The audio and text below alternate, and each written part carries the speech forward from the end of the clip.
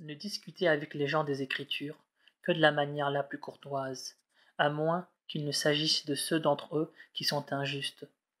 Dites-leur, nous croyons en ce qui nous a été révélé et en ce qui vous a été révélé.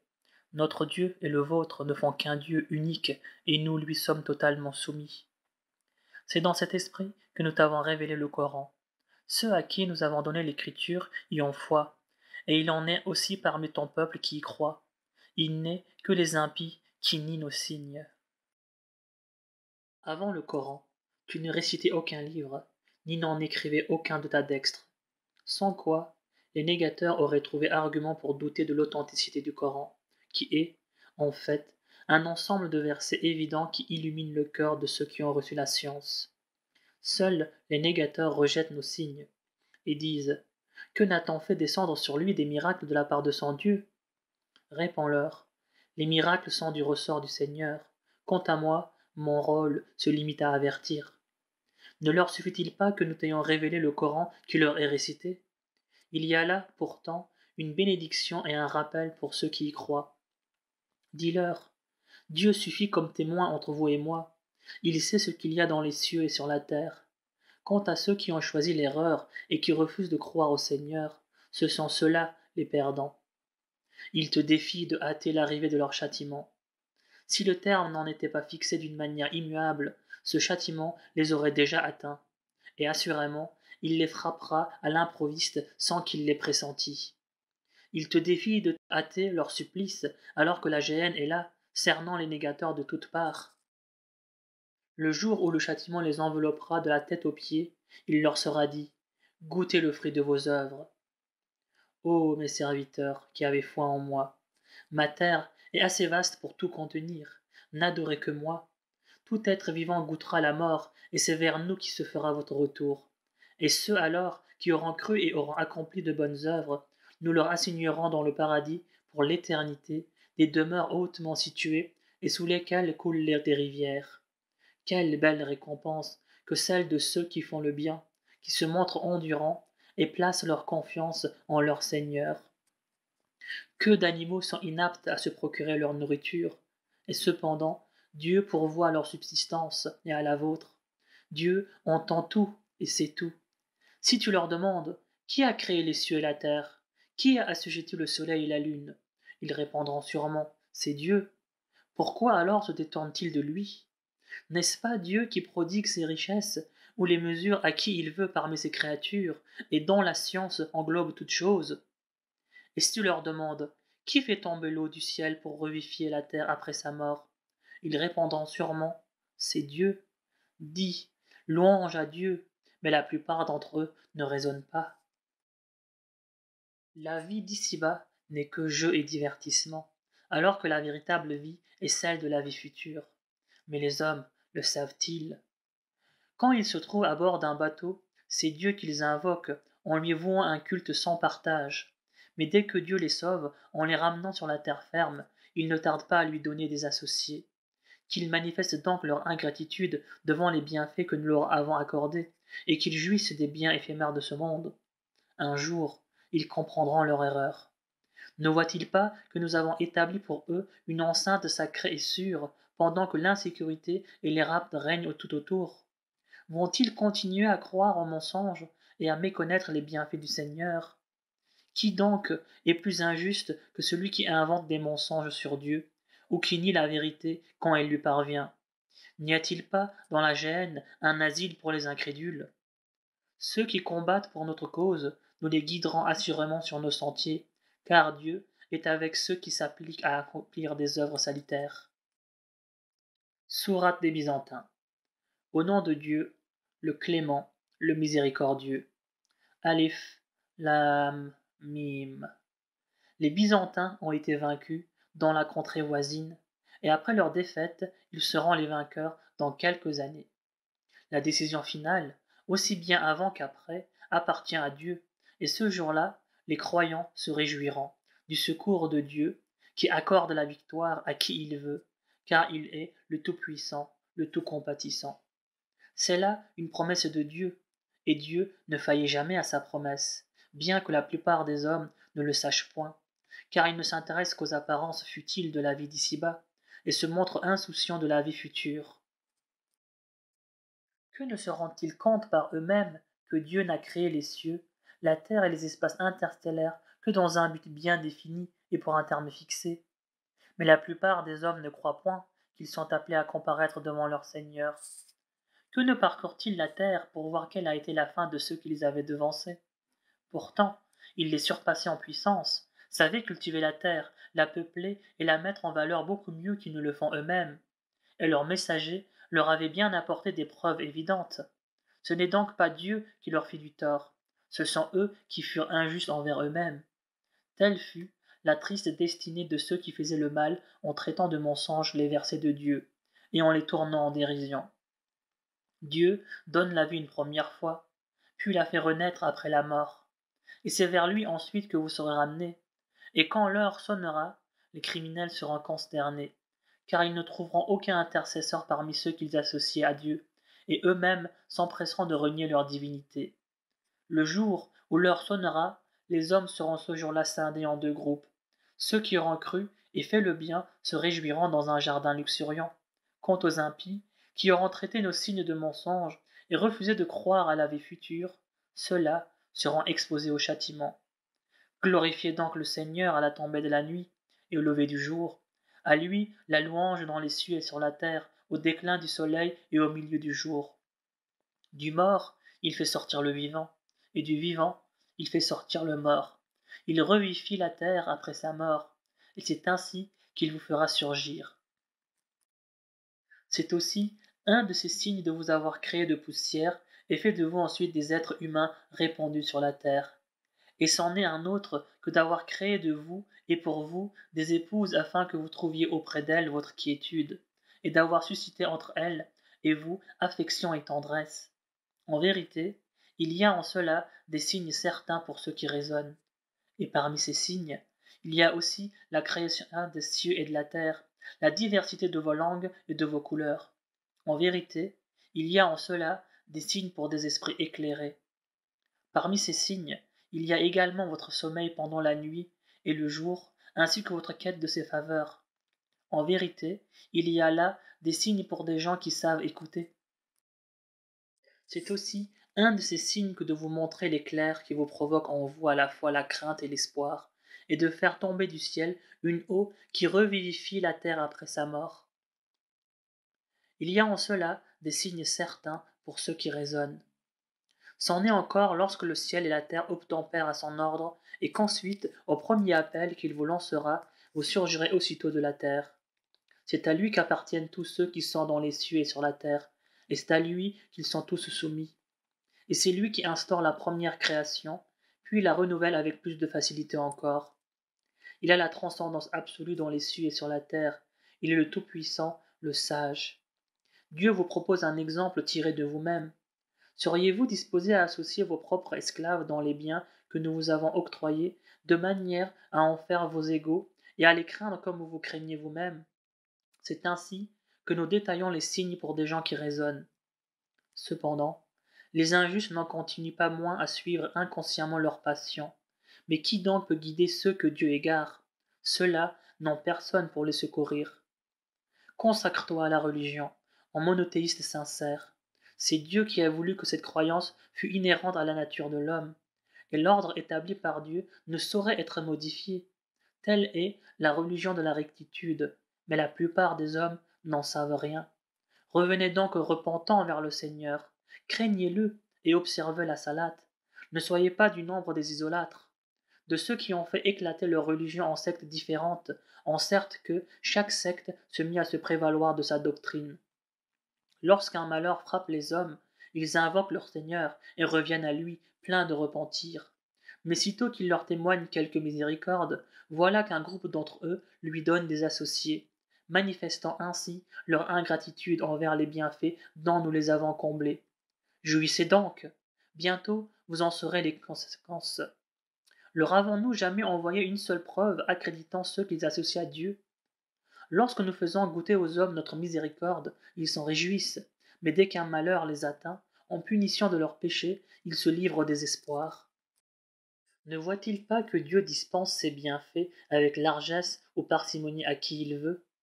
En vérité, il y a là des signes certains pour des gens qui croient.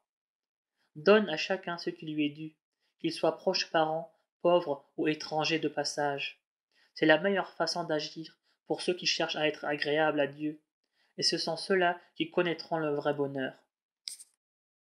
L'argent que vous prêtez à usure dans l'espoir de vous enrichir au détriment des biens de vos semblables ne vous sera d'aucun profit auprès de votre Seigneur. Mais l'argent que vous donnez en aumône zakat pour être agréable à Dieu sera pour vous porter à plusieurs fois sa valeur. C'est Dieu qui vous a créé, qui vous a nourri, et qui ensuite vous fera mourir, puis vous ramènera à la vie. Existe-t-il parmi ceux que vous lui associez un être qui soit capable d'accomplir un seul de ces prodiges? Gloire à Dieu. Il transcende tout ce qu'on lui associe. La corruption est apparue sur la terre et dans la mer du fait des agissements des hommes. Dieu leur fera expier une partie de leurs péchés, afin qu'ils reviennent peut-être de leurs erreurs. Dis, parcourez la terre et voyez quelle a été la fin des peuples qui vous ont devancés, et dont la plupart étaient des associateurs. Consacre-toi entièrement à la religion de la droiture, avant que ne vienne de la part de Dieu un jour inéluctable où les hommes seront scindés en deux groupes. Ceux qui auront été impies et qui auront à répondre de leur impiété, et ceux qui auront accompli des œuvres méritoires et qui auront ainsi préparé leur avenir. C'est ainsi que Dieu accorde sa grâce à ceux qui croient et accomplissent des œuvres pies, car il n'aime pas les infidèles. C'est encore un de ses signes lorsqu'il envoie les vents annonciateurs de bonnes nouvelles pour vous faire goûter de sa miséricorde et pour que le vaisseau vogue par son ordre et que vous alliez à la recherche de ses bienfaits. Peut-être en seriez-vous reconnaissant. Avant toi, nous avons déjà envoyé des messagers munis de preuves évidentes à leur peuple, et nous avons sévi contre les scélérats, car il était de notre devoir de secourir les croyants. C'est Dieu qui envoie les vents qui soulèvent les nuages, puis il les étend dans le ciel, selon sa volonté, en fragments, dont on voit sourdre la pluie qui provoque de la joie chez ceux de ses serviteurs qu'il a bien voulu faire bénéficier de cette ondée, même si avant de recevoir cette pluie, ils étaient complètement désespérés. Admire donc les effets de la miséricorde de Dieu. Vois comment il redonne la vie à la terre après sa mort. Tel est celui qui ressuscite les morts, car sa puissance n'a point de limite. Cependant, si nous déchaînons un vent brûlant et qu'ils voient leurs champs jaunir, ils ne manquent pas, après son passage, de manifester leur ingratitude.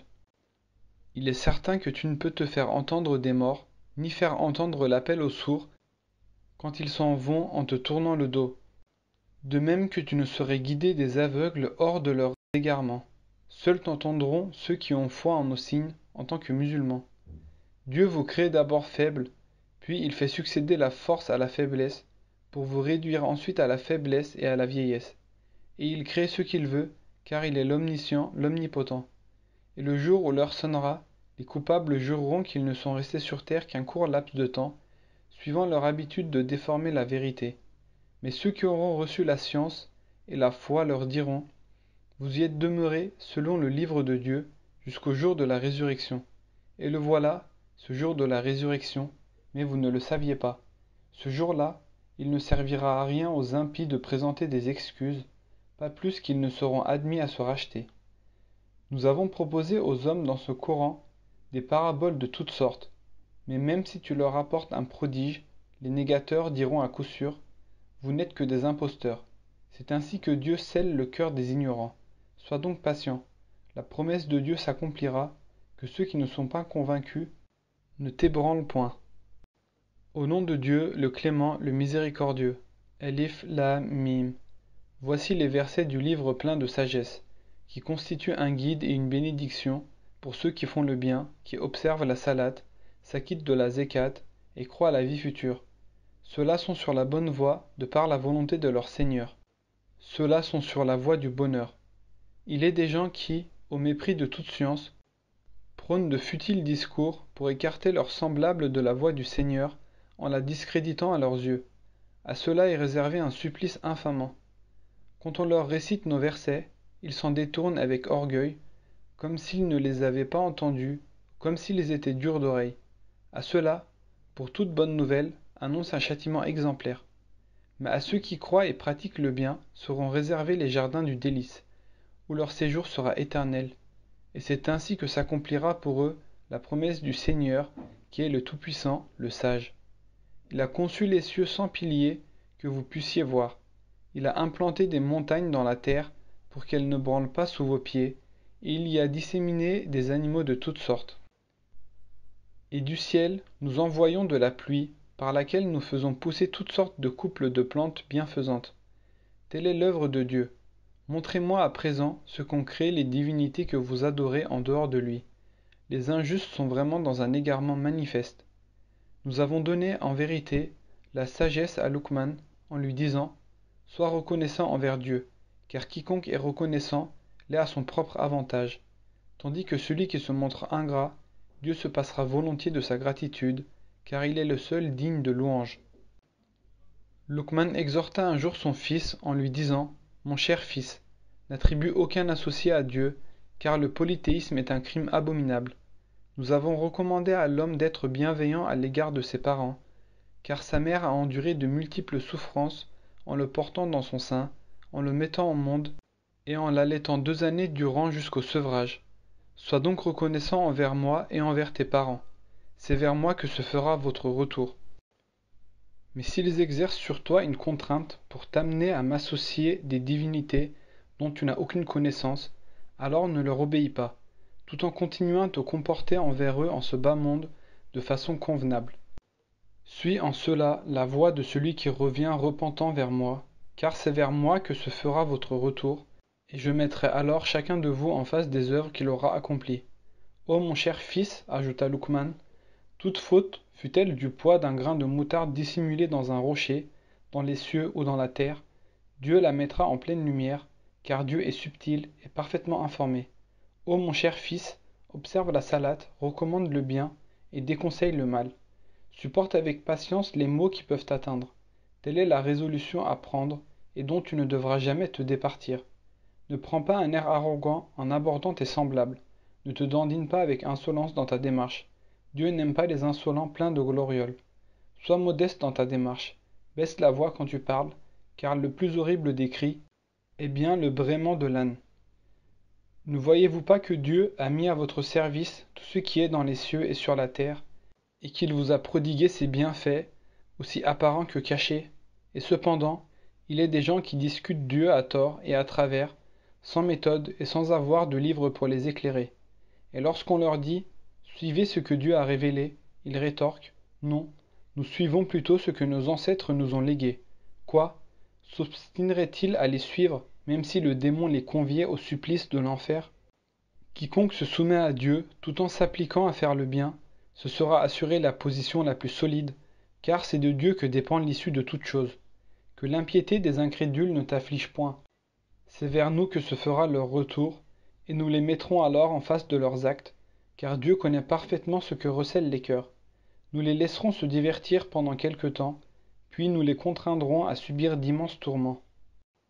Si jamais tu leur demandes qui a créé les cieux et la terre, ils répondront sûrement « c'est Dieu ». Dis-leur alors « gloire à Dieu ». Mais hélas, la plupart des hommes ne savent pas reconnaître leurs erreurs. C'est à Dieu qu'appartient tout ce qui est dans les cieux et tout ce qui est sur la terre. En vérité, Dieu est celui qui se suffit à lui-même et qui est le digne de louange.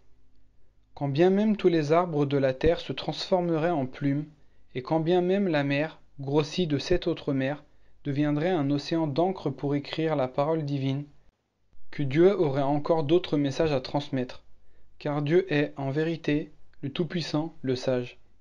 Vous créez tous et vous ressuscitez tous est aussi aisé pour Dieu que s'il s'agissait de créer un seul homme et de le ressusciter. Dieu entend tout et voit tout. Ne vois-tu pas que Dieu insère la nuit dans le jour et le jour dans la nuit, qu'il astreint le soleil et la lune à poursuivre leur course, l'un et l'autre, jusqu'au terme fixé, et que Dieu est parfaitement informé de tout ce que vous faites? Il en est ainsi parce que Dieu est la vérité même, et c'est que les impies invoquent en dehors de lui n'est que pur mensonge. Dieu est, en vérité, l'auguste, le sublime. Ne vois-tu pas comment le vaisseau vogue sur la mer, par la grâce du Seigneur, qui tient à vous montrer ainsi certains de ces signes? Il y a bien en cela des signes pour qui sait se montrer patient et reconnaissant. Et lorsque des vagues, aussi sombres que des ténèbres, recouvrent leur vaisseau, ils invoquent Dieu avec ferveur et une foi ardente. Mais une fois rendus sains et saufs sur le rivage, il en est parmi eux qui se montrent beaucoup moins fervents dans leurs prières. En vérité, seuls rejettent nos signes les perfides et les infidèles.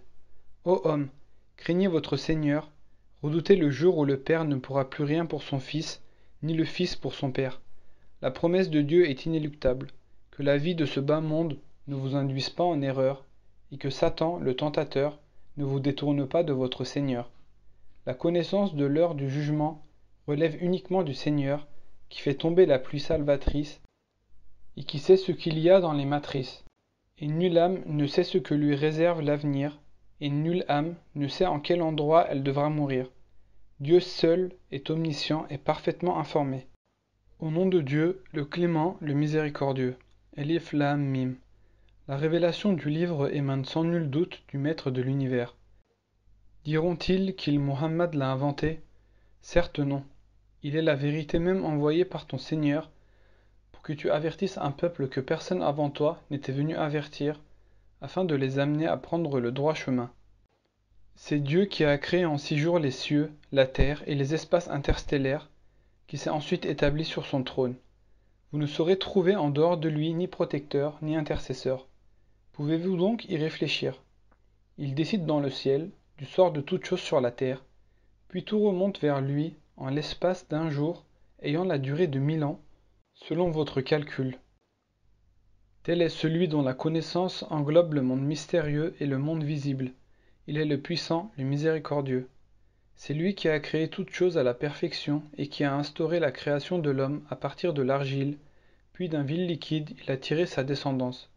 Puis il lui a donné une forme harmonieuse et a insufflé en lui de son esprit, vous dotant ainsi de l'ouïe, de la vue et de l'intelligence. Mais il est rare que vous lui témoigniez votre reconnaissance. Ils disent, est-il possible que, une fois disparus sous terre, nous aurons à connaître une création nouvelle? En réalité, ces gens-là ne croient pas à leur comparution devant leur Seigneur. Dis-leur, l'ange de la mort, chargé de vous, recueillera votre âme, puis vous serez ramenés à votre Seigneur. Si tu pouvais voir alors dans quel état d'humiliation comparaîtront les damnés devant leur Seigneur. Seigneur, diront-ils, nous avons tout vu et tout entendu à présent. Fais-nous retourner sur terre afin d'y faire du bien. Nous sommes maintenant convaincus. Certes, si nous l'avions voulu, nous aurions mis chaque âme dans la bonne direction. Mais ma décision de remplir la géhenne de djinns et d'hommes mêlés ensemble doit s'accomplir. Goûtez, leur sera-t-il dit, le prix de l'oubli de votre comparaison en ce jour. Nous vous avons oublié à notre tour. Supplions en raison de vos œuvres passées le supplice éternel. Seuls croient réellement à nos versets ceux qui s'empressent de se prosterner lorsqu'on les leur rappelle, qui exaltent la louange de leur Seigneur et se dépouillent de tout orgueil. Ceux dont les flancs s'arrachent à leur lit pour prier leur Seigneur, avec crainte et espoir, et qui donnent en au monde une partie de ce que nous leur avons accordé. Nul ne peut soupçonner les multiples joies dont seront récompensées les œuvres de ces hommes. Le croyant serait-il semblable au pervers? Il est certain qu'ils ne sont point égaux. C'est ainsi que ceux qui croient et pratiquent le bien seront accueillis au paradis du refuge en récompense de leurs œuvres, tandis que les impies auront pour séjour l'enfer. Et chaque fois qu'ils tenteront d'en sortir, ils y seront ramenés et s'entendront dire « Subissez le supplice du feu que vous traitiez jadis de mensonge. » Certes, nous leur ferons goûter le châtiment mineur de ce monde avant de leur infliger le supplice majeur. Peut-être reviendront-ils de leurs erreurs. Qui est plus injuste que celui qui se détourne des signes de son Seigneur quand on les lui rappelle? Mais c'est avec rigueur que nous sévirons contre les criminels. Nous avons effectivement donné l'écriture à Moïse que tu auras à rencontrer. N'aie aucun doute à ce sujet. Et nous en avons fait une bonne direction pour les fils d'Israël. Nous avons élevé certains d'entre eux au rang de chefs spirituels pour les diriger suivant notre ordre aussi longtemps qu'ils se sont montrés persévérants et fermement convaincus de nos signes. Certes, ton Seigneur les départagera le jour de la résurrection au sujet de leurs divergences. N'est-ce pas une indication suffisante pour eux que nous ayons anéanti avant eux tant de générations dont leurs pieds foulent aujourd'hui les anciennes demeures? N'y a-t-il pas en cela des preuves évidentes? Ne peuvent-ils pas en saisir le sens? Ne voient-ils pas que nous dirigeons vers les terres arides la pluie, par laquelle nous faisons germer les céréales dont se nourrissent leurs troupeaux et dont ils se nourrissent eux-mêmes? Ne le voient-ils pas? Et ils disent, quand donc viendra cette victoire, si vous êtes sincères? Dis-leur, le jour de la victoire, il ne servira à rien aux négateurs de se convertir, et plus aucun délai ne leur sera accordé. Éloigne-toi de ces impies et attends, car eux aussi sont dans l'expectative. Au nom de Dieu, le clément, le miséricordieux. Ô prophète, crains Dieu et n'obéis ni aux négateurs ni aux hypocrites. Dieu est, en vérité, omniscient et sage. Observe scrupuleusement ce qui t'est révélé de la part de ton Maître. Dieu est parfaitement au courant de ce que vous faites. Mets ta confiance en Dieu. Dieu te suffit comme protecteur. Dieu n'a pas doté l'homme de deux cœurs, pas plus qu'il n'a assimilé à vos mères vos épouses à qui vous dites en les répudiant. Tu es aussi illicite pour moi que le dos de ma mère. De même qu'il n'a point assimilé vos enfants adoptifs à vos propres enfants. Ce sont là que des propos que vous prononcez à la légère. Dieu dit la vérité et c'est lui qui montre le droit chemin. Appelez les enfants adoptifs par le nom de leur vrai père. Cela est plus juste auprès de Dieu. Si vous ne connaissez pas leur père, considérez-les comme vos frères en religion ou comme vos alliés. Aucun grief ne vous sera fait de vos erreurs, mais seulement des fautes que vous commettez délibérément. Cependant, Dieu est plein d'indulgence et de mansuétude. Le prophète a plus de droits sur les croyants qu'ils n'en ont sur eux-mêmes, et ses épouses sont leurs mères. D'après le livre de Dieu, les liens du sang ont la priorité dans les successions sur ceux qui unissent les croyants de Médine et les émigrés de la Mecque, à moins que vous ne fassiez quelques donations en faveur de vos alliés, tel que cela est inscrit dans le livre. Rappelle-toi que nous avons pris l'engagement des prophètes, le tien, celui de Noé, d'Abraham, de Moïse, de Jésus, fils de Marie, et ce fut un engagement des plus solennels, afin que Dieu demande compte aux véridiques de leur sincérité, et il a préparé un châtiment terrible pour les impies. Ô vous qui croyez, souvenez-vous des bienfaits de Dieu à votre égard lorsque, pour vous délivrer des armées qui marchaient contre vous, nous suscitâmes contre elles un ouragan et des troupes que vous ne pouviez voir, car rien n'échappe à la vigilance du Seigneur. Et au moment où les ennemis vous assaillaient de toutes parts, vos yeux étaient hagards d'épouvante, et la frayeur vous prenait à la gorge, pendant que vous vous livriez sur Dieu à toutes sortes de conjectures. C'est là que les croyants furent mis à rude épreuve et ébranlés par une terrible secousse. Tandis que les hypocrites et les sceptiques disaient « Dieu et son prophète ne nous ont fait donc que des vaines promesses. » Et qu'au même moment, certains d'entre eux s'écriaient « Ô gens de Yathrib, vous n'avez plus rien à faire ici, retournez chez vous. » Alors que d'autres demandaient au prophète la permission de se retirer de la bataille en disant que leur foyer était resté sans défense. Or, leur foyer n'était pas en danger. En réalité, c'est qu'ils voulaient seulement s'enfuir. Et si la ville avait été envahie en quelques points et que les envahisseurs leur avaient demandé d'abjurer leur foi, ils se seraient exécutés sans hésiter longtemps à le faire. Et pourtant, ils s'étaient engagés auparavant devant Dieu à ne pas battre en retraite devant l'ennemi. Or, il est toujours rendu compte de tout pacte conclu avec le Seigneur. Dis-leur, la fuite ne vous servira à rien, si vous fuyez pour ne pas mourir ou pour ne pas être tués au combat, car, de toute manière, vous ne jouirez que peu de temps de la vie. Dis-leur aussi, qui peut aller contre la volonté de Dieu s'il veut vous accabler d'un malheur ou s'il veut vous gratifier d'une faveur? Aussi ne trouveront-ils en dehors de Dieu ni alliés ni protecteurs. Certes, Dieu connaît bien ceux d'entre vous qui sèment le défaitisme et qui disent à leurs frères « Ralliez-vous à nous », sans jamais déployer eux-mêmes au combat que peu d'ardeur, par avarice à votre égard. Mais quand ils se sentent eux-mêmes en danger, tu les vois porter sur toi des regards angoissés, comme s'ils étaient à l'article de la mort. Et dès que le danger est passé, ils s'acharnent sur vous de leur langue acérée par cupidité pour le butin. Ces gens-là n'ont rien des vrais croyants.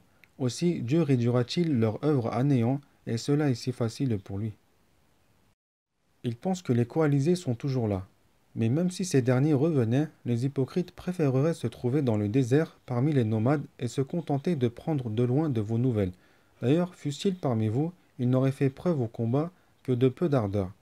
Vous avez, dans le prophète de Dieu, un si bel exemple pour celui qui espère en Dieu et au jugement dernier et qui invoque souvent le nom du Seigneur.